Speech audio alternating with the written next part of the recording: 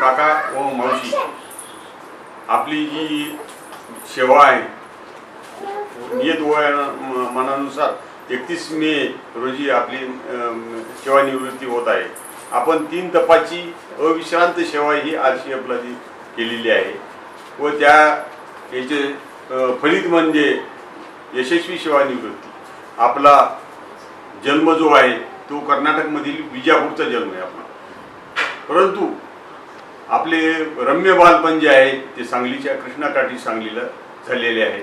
सांगलीच्या सिटी हायस्कूलमध्ये शालेय शिक्षण झालं, तर साताऱ्याच्या LBS कॉलेजमध्ये आपलं पदवीचं शिक्षण झालेलं आहे। BEC पदवी जी आहे ती आपण साताऱ्याच्या LBS कॉलेजमध्ये केलेली आहे।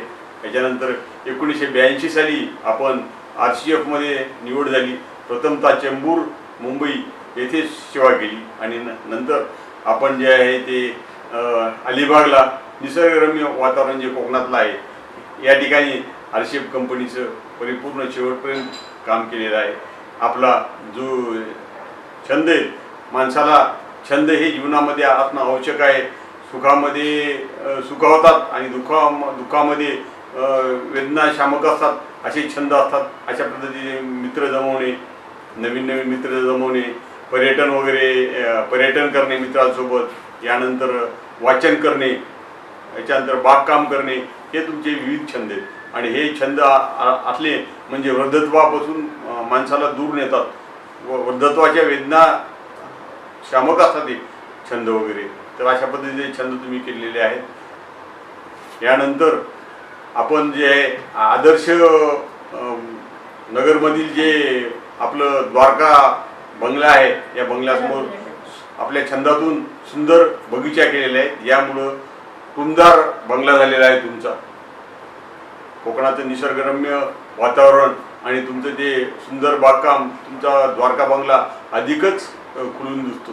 आपण आपल्या जीवनामध्ये सुप्रिया आणि मानसी यांना संस्कार आणि शैक्षणिक सुविधा दिल्या, परिपूर्ण सुविधा पुरवल्यामुळे सुप्रियाजी आहे ती अभियांत्रिकी याच्यामध्ये पदवी संपादन केलेली आहे आणि मानसी जी आहे ते तिने CA सारख्या कठीण विषयामध्ये तिने पदवी संपादन केली आहे आणि दोघांच्या जीवनाला दिशा देण्याचं काम आपण केलेलं आहे। याचबरोबर आपला जो प्रेमळ स्वभाव आहे, जिव्हाळ्याचा स्वभाव आहे, हा सुद्धा तुम्ही मुलांना दिलेला आहे। आमच्या बाळांची जे मावशीची जागा असते, मामा मावशी असे काही जागा असतात की त्या मुलांसाठी आयुष्यभर पुरतात। तर त्या मावशीपणाची जी प्रेमळ फुंकर आहे, त्या दोन्ही तुमच्या मुली सुप्रिया आणि मानसी या दोन्ही ही जागा परिपूर्ण भरून काढलेली आहे व मुलंसुद्धा नेहमीच त्यांच्या ह्याच्यामध्ये असतात, आठवणीत असतात, नेहमी त्यांचं स्मरण करतात, स्मृतीत असतात, त्यांच्या नेहमी फोन करतात मुलं त्यांना। अशा आमच्या बाळांना खूप जिव्हाळा आणि प्रेम दिलेलं आहे।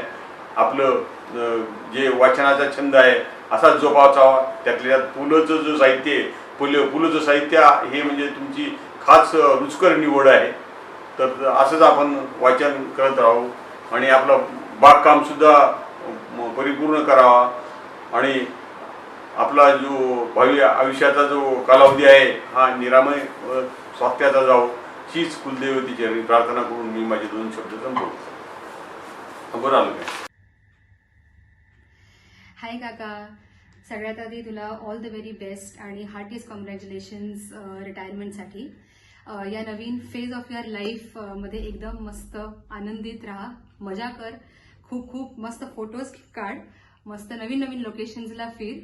सध्या लॉकडाऊन आहे त्यामुळे आत्ता नको, पण थोड्या वेळानंतर। आणि मोस्ट इम्पॉर्टंटली तुझ्या हेल्थची काळजी घे। तिथे असतो तर एकत्र आपण सेलिब्रेट केलंच असतं, पण ते सध्या होऊ शकत नाहीये, त्यामुळे आमच्याकडून एक छोटंसं डेडिकेशन तुझ्यासाठी, एक छोटंसं गाणं, आणि होप यू एन्जॉय इट।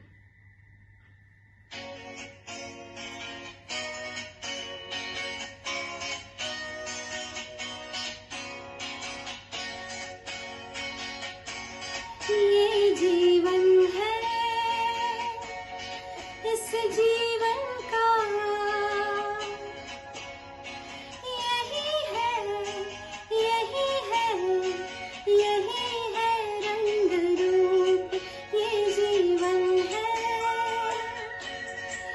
जीवन का यही है, यही है, यही है रंग रूप। थोड़े गम है, थोड़ी खुशियाँ, थोड़ी गम है, थोड़ी खुशियाँ।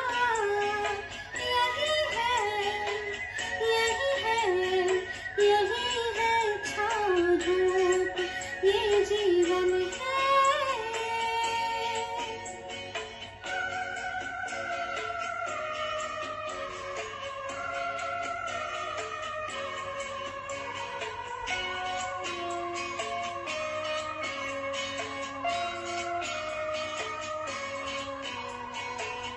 ये न सोचो इसमें अपनी हार है या जीत है, ये न सोचो इसमें अपनी हार है या जीत है। उससे अपना लो जो भी जीवन की रीत है। ये जिद छोड़ो, यूं ना तोड़ो, हर पल एक दर्पण है, ये जीवन है। इस जीवन का यही है, यही है, यही है रंग रूप, ये जीवन है।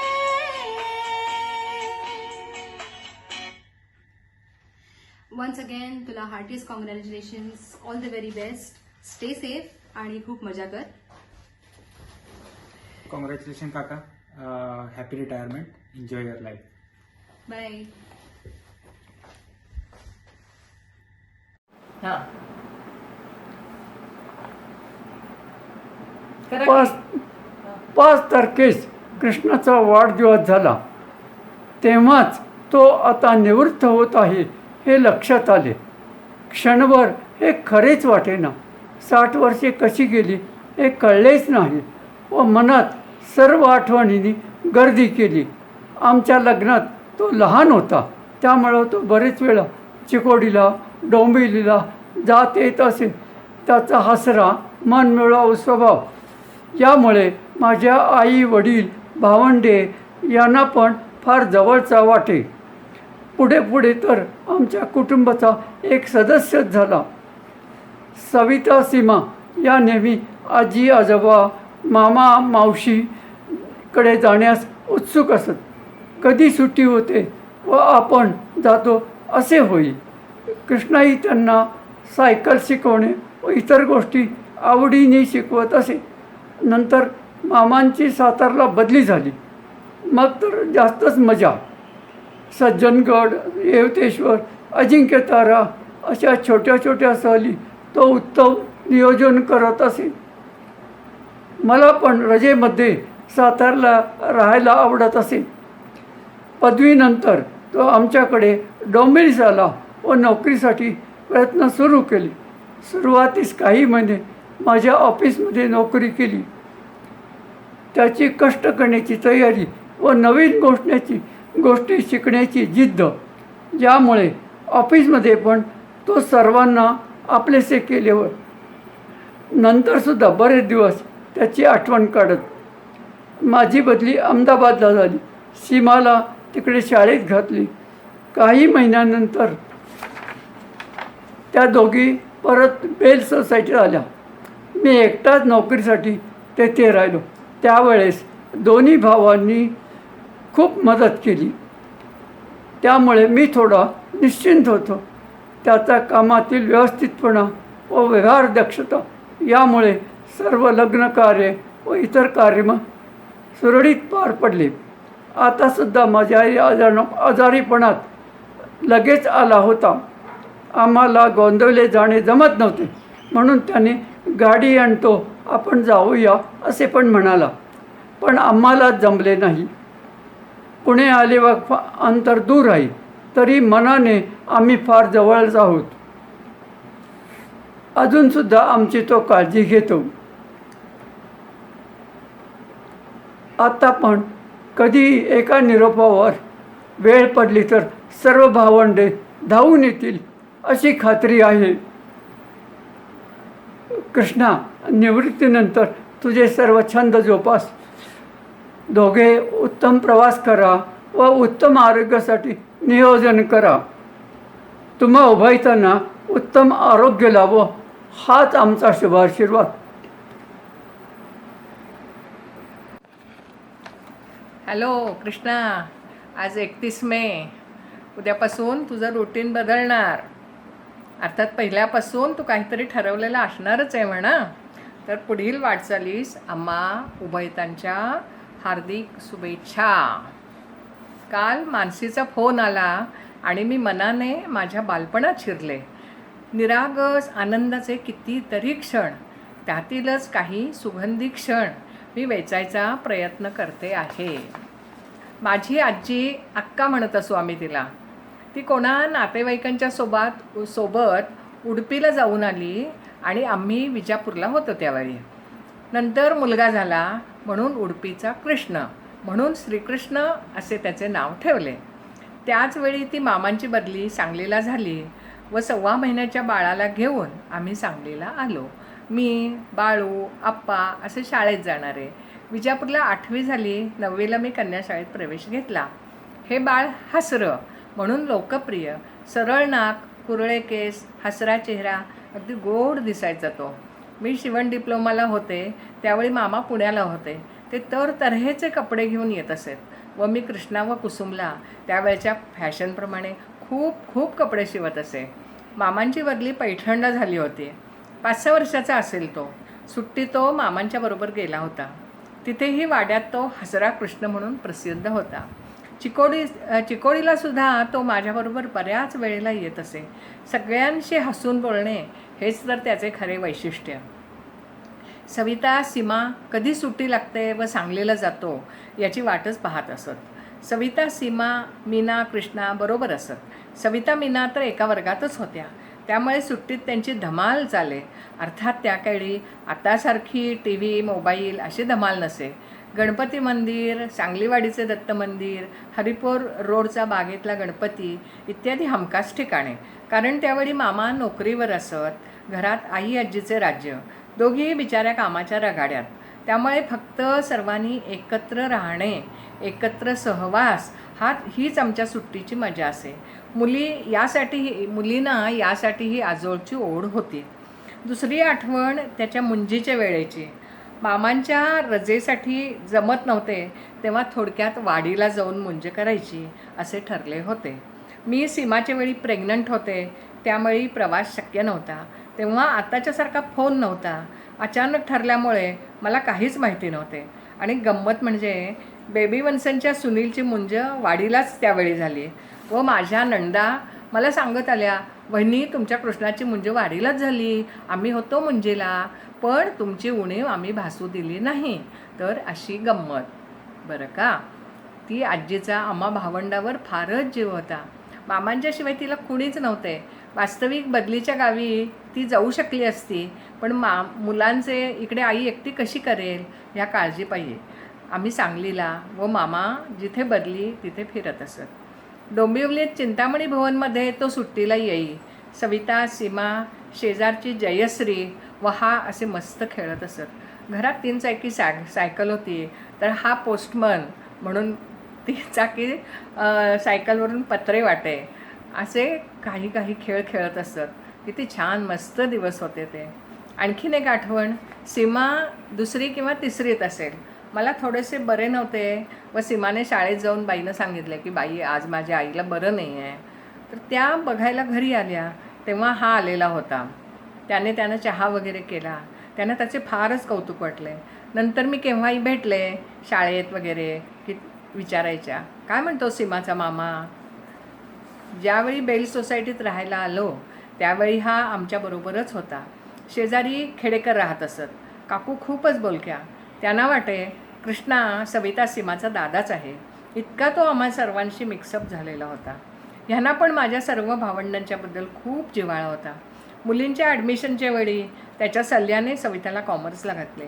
ती नाजूक आहे, तिला एखाद वेळी सायन्स झेपणार नाही असे त्याला व आम्हालाही वाटले, म्हणून मग तीच कॉमर्सला गेली.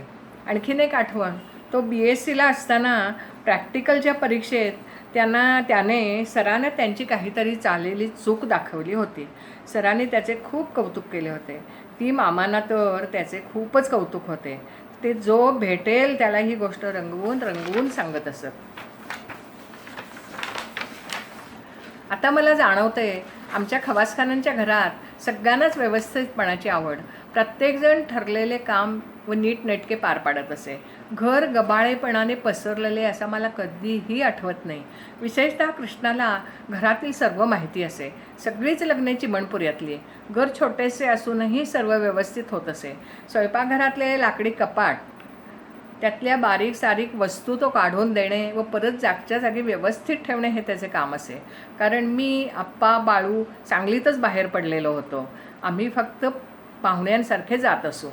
त्याच्या लग्नाच्या वेळी मनीषाचे नाव काय ठेवायचे त्यावर चर्चा सुरू होती. तेव्हा आम्ही सहज सुचवले, राधाकृष्णाची जोडी. तेव्हा राधिका असे ठेव. त्यालाही ते फार आवडले व मनीषाची राधिका झाली. तसेच बंगल्याच्या वेळी काय नाव ठेवावे हा विचार चालू होता. मी म्हटले, कृष्णा, आजीचे नाव द्वारका होते, तेच ठेव. मामांना आवडेल व दुसरे म्हणजे कृष्णाची द्वारका नगरी होती. दोघांनाही आवडले आणि मग द्वारका नगरी झाली. अशा कितीतरी छोट्या छोट्या रम्य आठवणी निघतील.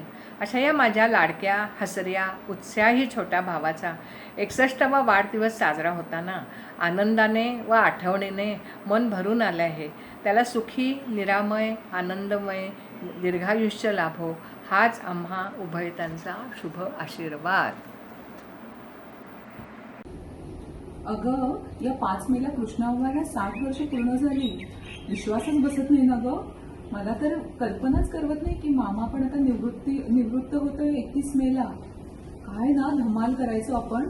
आता मी आले ना तिकडे की तू, मी, मीना मावशी सगळे जण मिळून अलिबागला जाऊया आणि परत तशीच लहानपणासारखी धमाल करूया. मला आठवतंय सांगलीची सायकलवरनं त्यानं मारलेली नदीवरची फेरी आणि साताऱ्याला आपल्याला दर सुट्टीमध्ये सायकल शिकवायचा त्याचा अट्टाहास आणि अलिबागच्या RCF मधली मजा आठवते ना तुला? काय आपण मजा करायचो आणि मग बीचवरती गेलो की त्याच्या मागे लागायचो की भेळ खाऊनच बाहेर पडायचं. आजोबांचा तर किस्सा मला आठवतोय इतक्यांदा मी ऐकलंय त्यांच्याकडून की प्रॅक्टिकलच्या एक्झामच्या वेळेला कसं त्यानं एक्झामिनरला त्याची चूक दाखवून दिली आणि सगळ्या मुलांची रिडिंग सेम असताना त्यानं ठामपणे त्याचं रिडिंग कसं बरोबर आहे हे सांगितलं.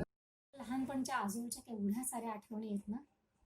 सांगलीचा फोटो आहे ना एक, मामाचा सायकल बरोबरती काढलेला, मामाबरोबर सायकलवर काढलेला आणि डोंबिवलीच्या बागेमध्ये काढलेले. खूप धमाल असायची. सातारला केवढ्या छोट्या छोट्या ट्रिप्स करायचो ना. यवतेश्वर, महाबळेश्वर, चाफळ, कासतलाव, सज्जनगड, खिंडीतला गणपती. सज्जनगडला तर मला आठवतं की 900 ते 1000 पायऱ्या आपण चढून गेलो होतो आणि दर 100 पायऱ्या झाल्या की थांबायचो. आजोबा लिमलेटच्या गोळ्या द्यायच्या, ते खायचो आणि परत पुढच्या पायऱ्या चढायचो. मस्त धमाल असायची. आणि सीमाचा एक किस्सा मला आठवतोय.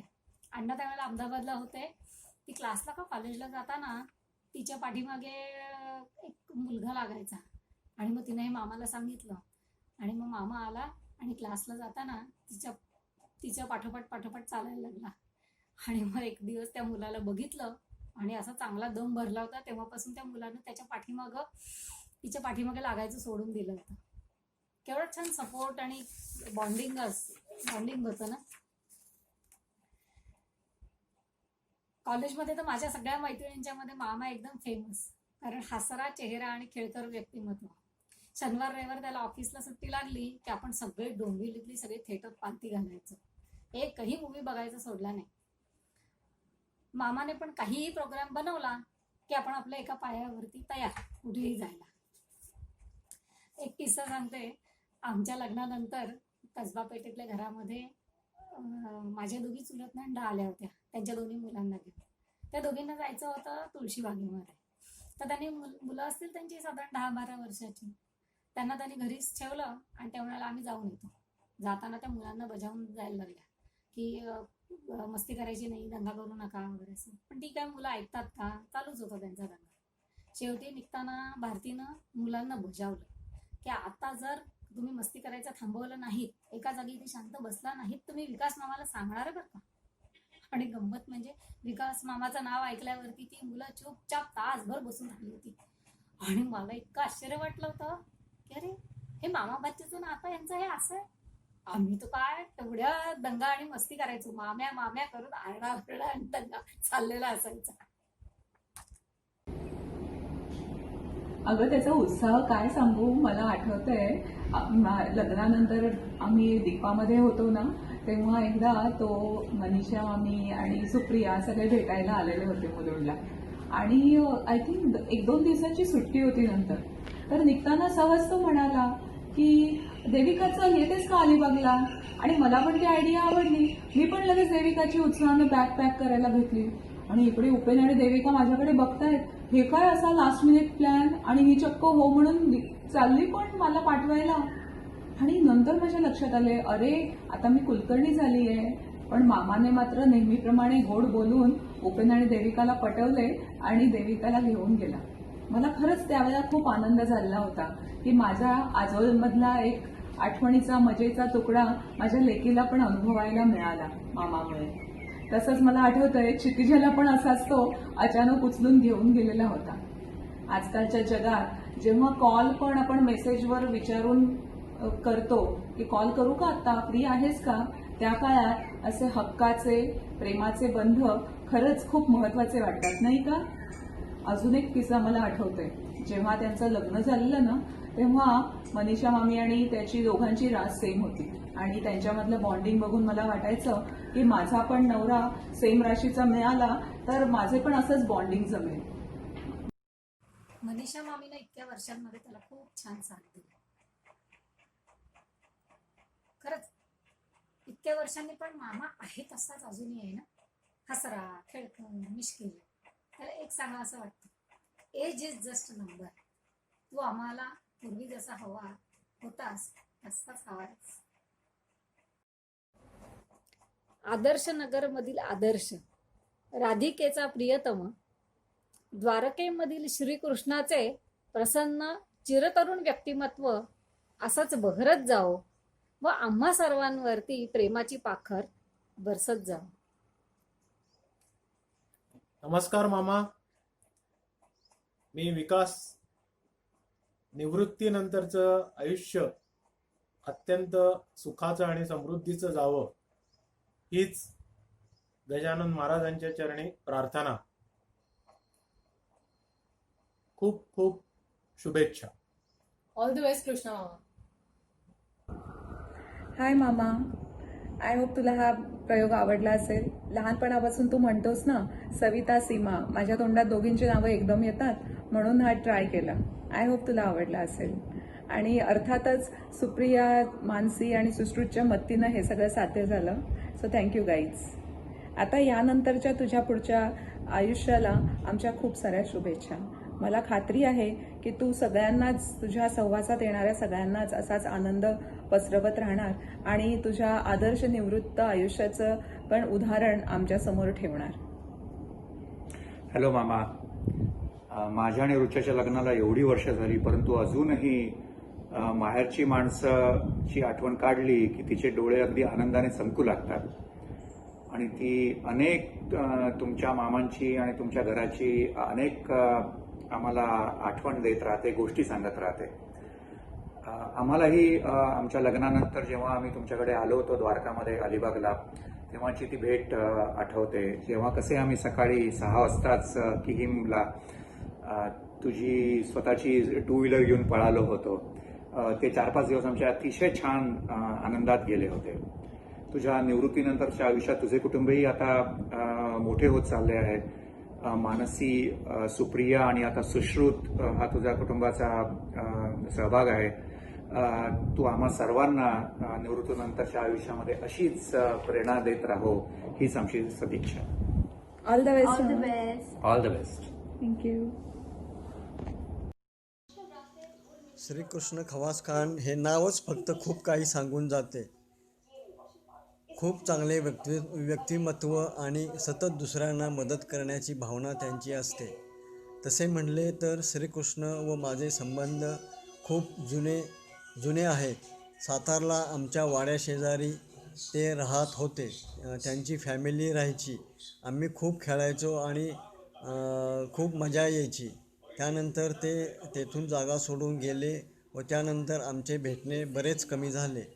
त्यांची पूर्ण फॅमिली ही खूप चांगली, मनमिळावू, सर्वांना मदत करणारी अशी आहे. नंतर मी माझ्या कामाच्या निमित्तामुळे बाहेर असल्यामुळे आमचे संबंध तसे राहिले नाहीत. पण नंतर माझे लग्न झाले व मी बेंगलोरला व नंतर दिल्लीला कामासाठी गेलो. माझी मेहुणी मनीषा हिचे लग्न श्रीकृष्ण यांच्याबरोबर झाले व पूर्वीचे संबंध परत नात्याने जवळचे झाले. त्यानंतर आमचे वारंवार भेटणे सुरू झाले व त्यांची प्रेमळ सहवास आम्हाला मिळत गेला. त्यांचे व्यक्तिमत्व खूप प्रेमळ, मदत करणारे असे आहे.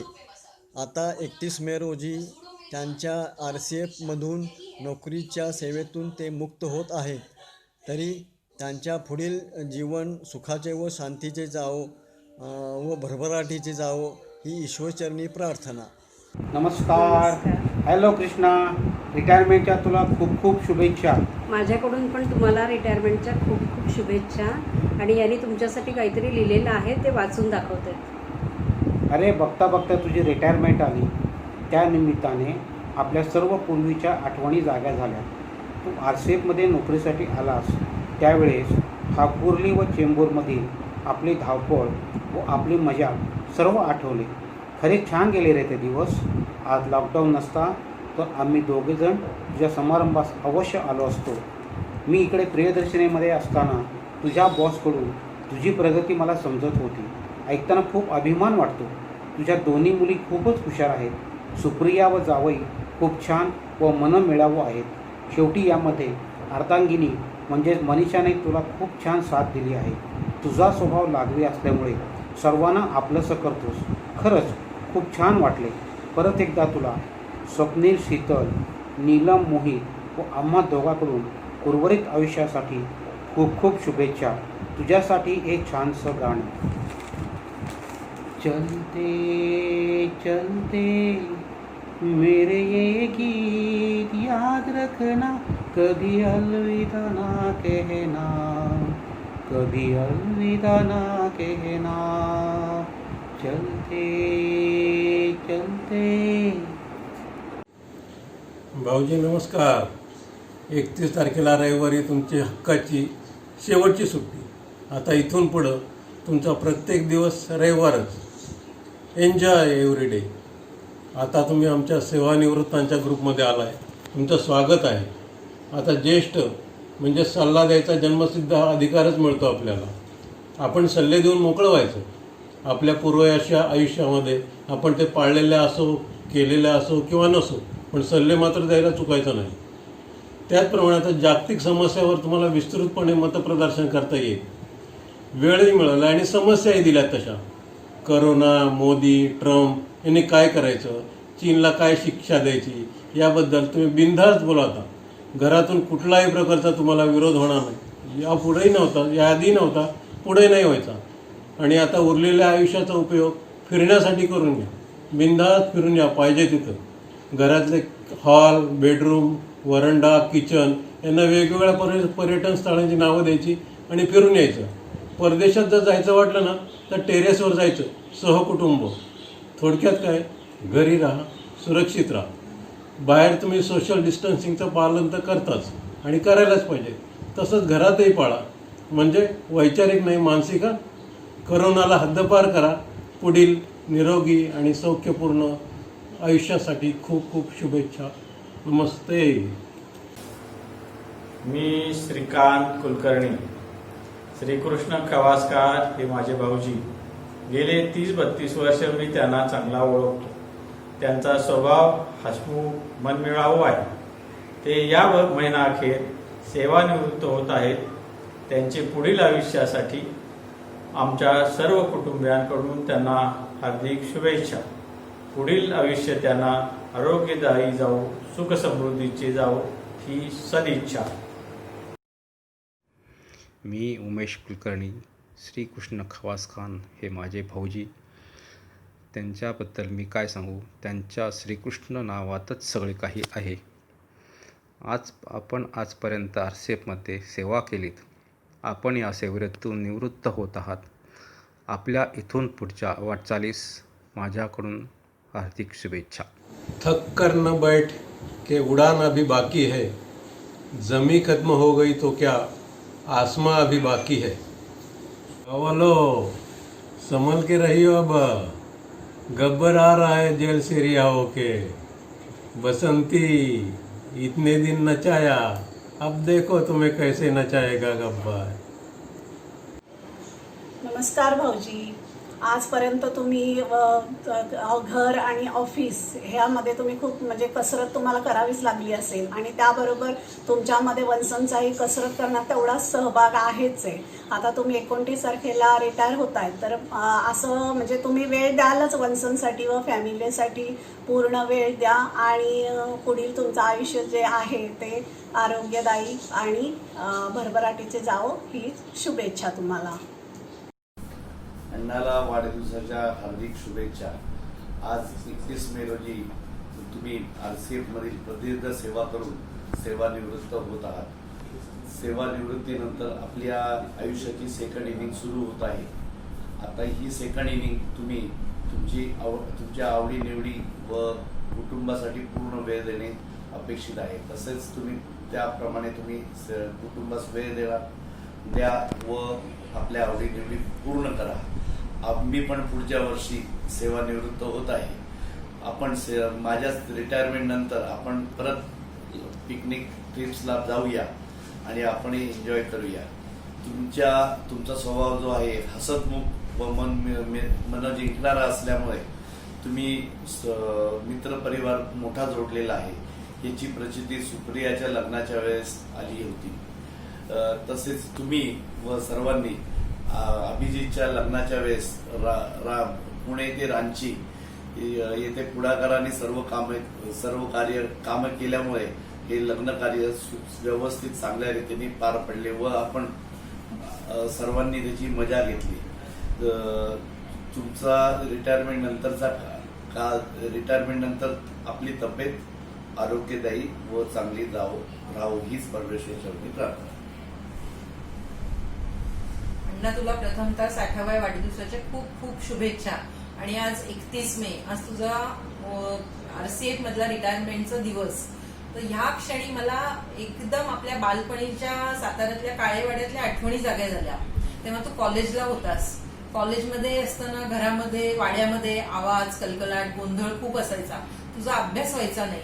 मग तू, नरेंद्र लवंगारे आणि बहुतेक संजय जोशी असे तुम्ही तिघं मिळून लवंगारे राहत होता. तिथेच वरती एक शेती होती. तिथं आंब्याची झाडं खूप होती. त्याच्या सावलीत बसून तुम्ही अभ्यास करायचा.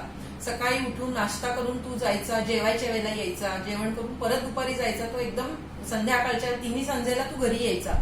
अशा प्रकारे तू तुझं कॉलेजचं जीवन यशस्वीपणे पार केलंस. त्यानंतर तुझा नोकरीचा कालावधी सुरू झाला. तिथून तू अलिबागला आरसीएफ मध्ये लागला. अलिबागला स्थिर स्थावर झालास आणि आज रिटायरमेंट तुझी आली.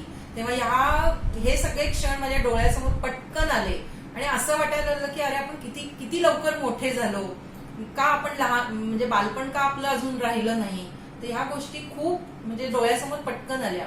आणि तशी अशीच एक दुसरी छानशी आठवण आहे माझ्या, कायम ती हृदयात राहिलेली आठवण. आपल्याकडे तेव्हा जेंट्स सायकल होती. मामा तुम्ही 3 जण ती सायकल चालवायचा. मला सायकल शिकायची होती. पण तेव्हा अशी आपली परिस्थिती होती की माझ्याकरता लेडीज सायकल कोण घेईल, मी शिकीन त्याच्यावरती. तू मला त्याच्यावरती सायकल शिकवलीस. 2-3 दिवस पहिलं तू मला मागून पकडून माझ्या बरोबर धावत यायचा, परत यायचं. अशा प्रकारे तू मला 2 दिवस केलं. 3ऱ्या दिवशी तू मला थोडा वेळ पळत आला माझ्याबरोबर आणि मला सायकल मध्ये सोडून दिलीस. थोडा वेळ मी चालवली आणि पुढं आले. आणि पुढं आल्यानंतर मला असं एकदम जाणवायला लागलं की तू मागं सायकल पकडली नाहीयेस. म्हणून मी पटकन मागं वळून बघितलं तर तू सायकल सोडलेली होतीस. ते तू नाहीच म्हणल्यानंतर माझा कॉन्फिडन्स गेला आणि मी 10 अडकन पुढे जाऊन पडले. पण अशा प्रकारे मी सायकल शिकले आणि अक्षरशः त्या जेंट सायकलवरती मी राजवाड्यापर्यंत जात होते. म्हणजे तेव्हा असं काही जाणवत नव्हतं की आपल्याला लेडी सायकल नाहीये, हे नाहीये. म्हणजे त्या खूप छान आठवणी आणि त्याचा उपयोग मला 40व्या वर्षी जेव्हा मी ऍक्टिव्हा चालवायला घेतली तेव्हा खूप झाला. म्हणजे मी पटकन ऍक्टिव्हा शिकले आणि याचं सगळं क्रेडिट तुला आहे. आणखीन तुझ्या स्वभावातला मला एक गुण खूप आवडतो, म्हणजे तू कधी चिडत नाहीस, रागावत नाहीस, समोरच्यांची प्रत्येक गोष्ट तू ऐकून घेतोस आणि स्वतःची गोष्ट तू समोरच्यांना छान पद्धतीने समजावून सांगतोस. समोरच्यांवर बिंबवण्याचा प्रयत्न करतोस. कदाचित समोरच्यांना ते पटतं पण. काय सुप्रिया मानसी, बरोबर आहे ना मी सांगते ते? असंच तुझं रिटायरमेंट नंतरचं आयुष्य आनंदी, सुखी आणि निरोगी जावो हीच ईश्वरचरणी प्रार्थना. आमच्या सर्वांकडून तुला खूप खूप शुभेच्छा. हाय मामा, कसं आहेस? ऑल द बेस्ट तुला रिटायरमेंट लाईफ साठी. मी तर सांगतोय तू एक युट्यूब चॅनल उघड. आता तू बटाटे वडे बनवतोस, मस्त बागकाम करतोस, मस्त बीचेसवर वगैरे फिरायला जातो, त्याचे सगळे व्हिडिओज बनव आणि युट्यूबवर टाक. मस्त नरेशन कर, सगळी लोक बघतील. मी तर 1,00,000-2 लाख फॉलोअर्स तर असेच मिळून जातील तुला.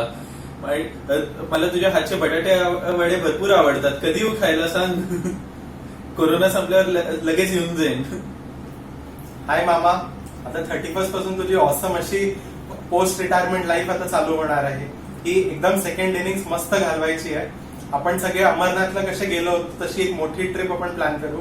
सगळे सुश्रुत, सुप्रिया, मानसी, तुम्ही सगळे आपण आणि आम्ही सगळे अशी मोठी एक ट्रिप प्लॅन करूया आणि पूर्ण असं 15 दिवसासाठी भ्रमण करून मस्त येऊया आपण. आम्ही कोरोना संपल्यानंतर अलिबागला येऊ मस्त तुझ्या हातून पार्टी घ्यायला आणि मस्त सेलिब्रेट करायला. हाय मामा, नमस्कार. मैंने जितने दिन से आपको जाना है यही देखा है कि आप बच्चे बूढ़ों सबके साथ एकदम घुल मिल जाते हो और अभी आपको किसी से छुट्टी लेने की जरूरत नहीं है. तो फिर अभी हम लोग ट्रिप्स प्लान करेंगे, चलेंगे कहीं घूमने को. मुझे मौका नहीं मिला आपके साथ कहीं जाने को. और happy retirement life. Bye bye मामा. नमस्कार. 31 मे 2020 रोजी आपल्या सर्वांचे लाडके, ज्यांच्याकडे बघून एक नवं चैतन्य वाटतं, असे सर्वांना एक उत्साह देणारे आणि एक नवीन प्रेरणा देणारे असे श्रीकृष्ण काका 31 मेला रिटायर होत आहेत. दीर्घकाळ RCF येथे त्यांनी काम केल्यानंतर एक वेगळा स्वतःचा असा ठसा उमटवला आणि प्रत्येकाला पहिल्याच भेटीत मन जिंकून घेणारे असे श्रीकृष्ण काका हे सेवानिवृत्त होत आहे. तुमचं 31 मे नंतर आयुष्याचं दुसरं पर्व सुरू होत आहे. त्या दुसऱ्या पर्वासाठी आपल्याला हार्दिक शुभेच्छा. ते दुसरं पर्व तुम्हाला अतिशय आनंदाचं, नवचैतन्य आणि असं सुखमयी जाओ, निरोगी जाओ ही आपणास हार्दिक शुभेच्छा. आणि ज्या पद्धतीने तुम्ही शासकीय अधिकारी RCFमध्ये सेवेत होता, एक वेगळा असा आपला ठसा उमटवला, त्याच पद्धतीने हे दुसरं पर्वसुद्धा तुम्हाला अतिशय आनंदी, निरोगी आणि सुखाचं असं जावं. तृप्ती, तुला काय संदेश द्यायचा आहे?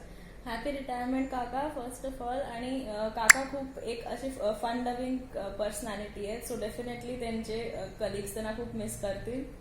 आणि अजून मी काय म्हणेन की रिटायरमेंट म्हणजे वर्क लाईफ तुमची एंड होते पण तुमची पर्सनल लाईफ सुरू होते. So enjoy your life henceforth. चला, ऑल द बेस्ट. 2, 3. काका हॅपी रिटायरमेंटचं कधी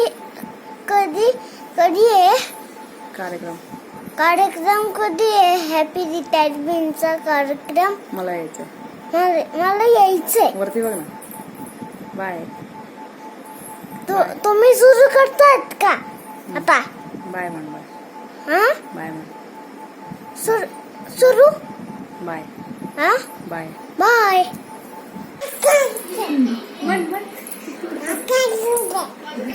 काका आजोबा म्हण. हॅपी रिटायरमेंट म्हण.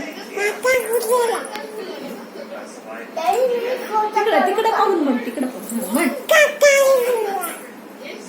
आता सांग. हॅपी रिटायरमेंट काका आजोबा. हॅपी रिटायरमेंट काका. हॅपी रिटायरमेंट काका. सेवानिवृत्तीच्या शुभेच्छा काका.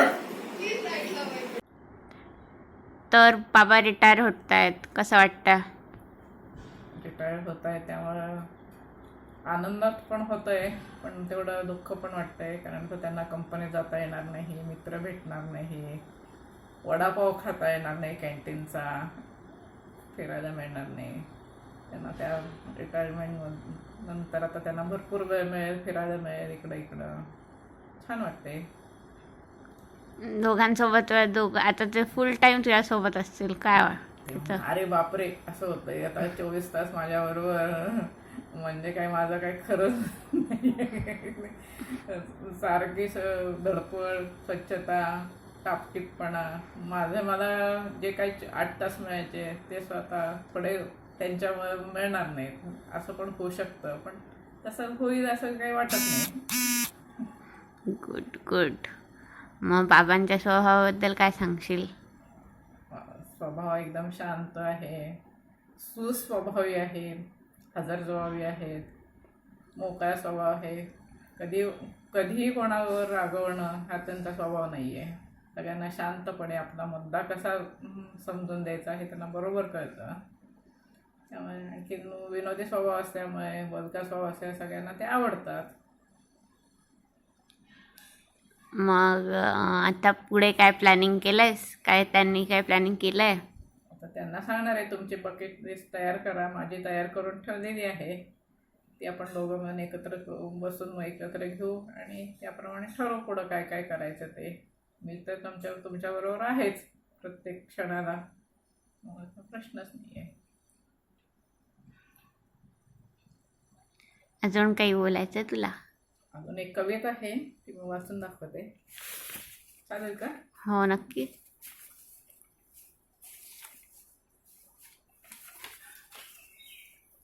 कविता मला सापडलेली आहे माझ्याकडं, ती मी ती वाचते.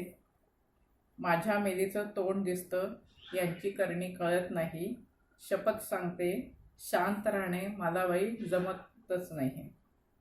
यांच्या शांतपणामुळे हे नातेवाईकांमध्ये लोकप्रिय, माझ्या फटकपणामुळे मी सगळीकडे अप्रिय.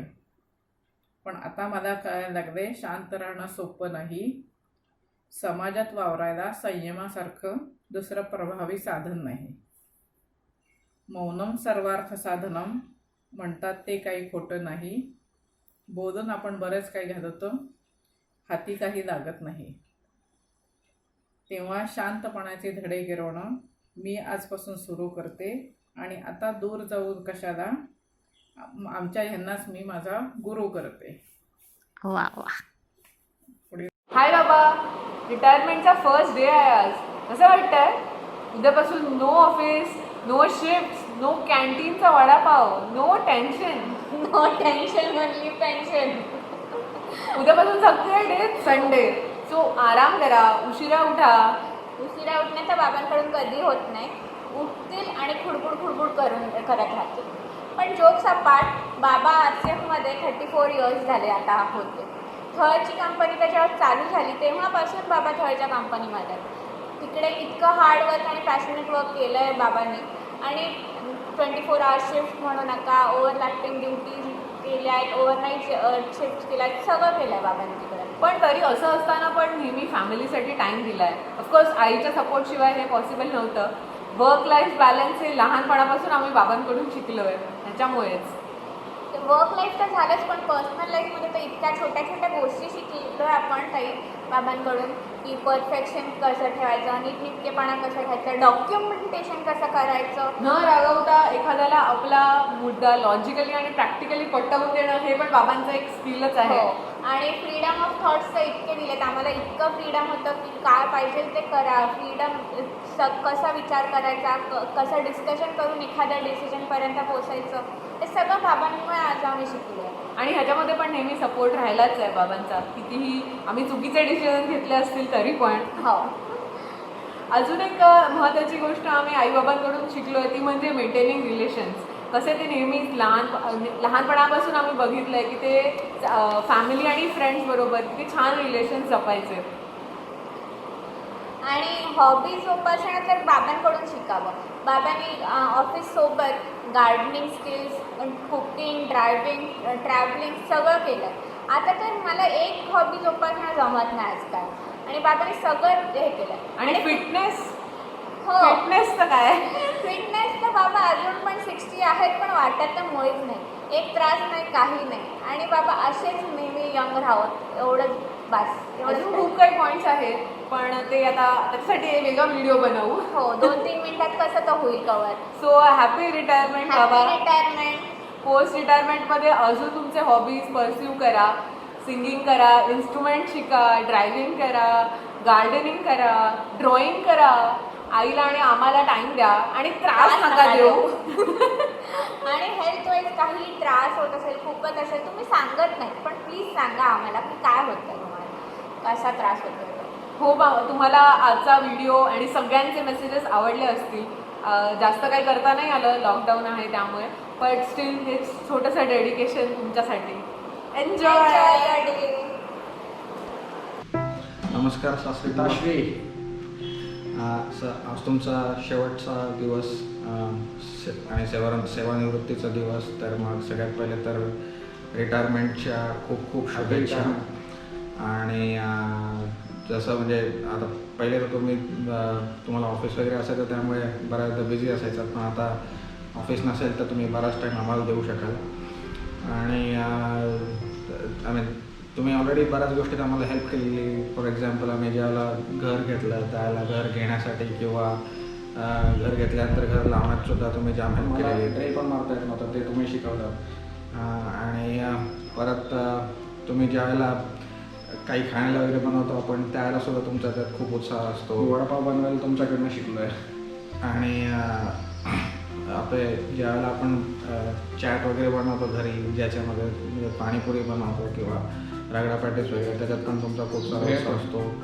तुम्ही इन्व्हेस्टमेंटच्या पण खूप साऱ्या टिप्स देत असता आम्हाला, जे आम्ही म्हणजे हळूहळू इम्प्लिमेंट करतो आहे. तर मग आय एम शुअर की आता त्या गोष्टी जरा जास्त होतील आपल्यात. आणि ती चांगली गोष्ट पण आहे. तुम्ही आता बराच टाईम घरात जाऊ शकाल. आणि तुम्ही मला नेहमी द्रोणाचार्य बोलता, त्यामुळे मी अजून स्पेशल टाईपच्या सुद्धा शुभेच्छा बनवल्यात तुमच्यासाठी. Happy retirement.